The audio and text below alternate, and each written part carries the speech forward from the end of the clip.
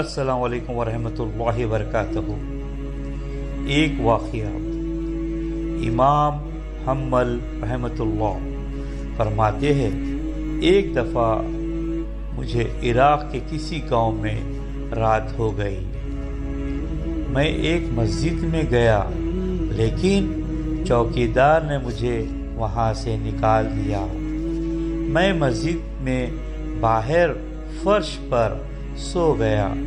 چوکیدار نے مجھے پاؤں سے پکڑا اور گھسیٹ کر مسجد سے دور کر دیا۔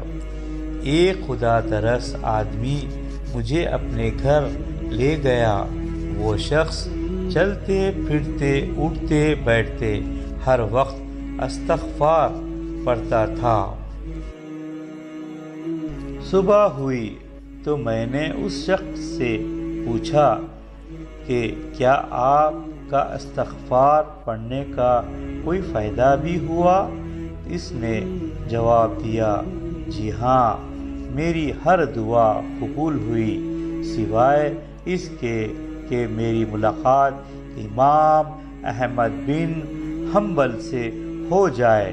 میں نے کہا، میں ہی ہوں، احمد بن حنبل ہوں، اور تم دیکھو کہ مجھے کیسے گھسیٹ کر تمہارے پاس لایا گیا ہے۔